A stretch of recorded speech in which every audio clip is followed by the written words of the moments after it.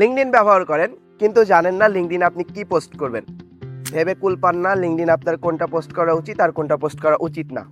আমরা অনেকেই লিঙ্কডইন ব্যবহার করি কিন্তু ঠিকই, কিন্তু আমরা জানি না আমাদের কি পোস্ট করা উচিত।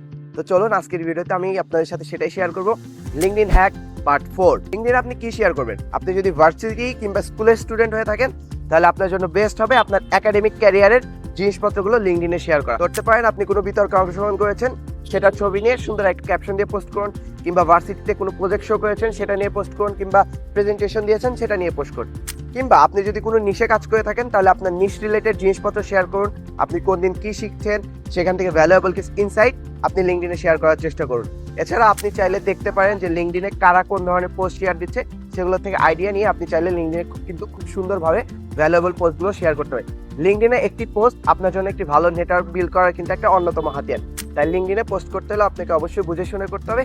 এছাড়া আপনি চাইলে চ্যাটজিপিটি বা বিভিন্ন জেনারেটিভ এআই টুলসের কাছে গিয়েও সাজেশন নিতে পারেন যে আপনার কি পোস্ট করা উচিত। জাস্ট আপনি বলবেন আমি এই রিলেটেড কাজ কারবার করি বা এই জিনিসগুলো শিখতেছি, তাহলে সেই জেনারেটিভ এআই টুলসই আপনাকে বলে দিবে আপনার লিঙ্কডইনে কি ধরনের পোস্ট করা উচিত। ইভেন তারা আপনার জন্য একটা প্ল্যানও রেডি করে দিবে। দেখা হবে নেক্সট কোনো লিঙ্কডইন হ্যাকে। আজকের মতো এই পর্যন্তই। আসসালামু আলাইকুম।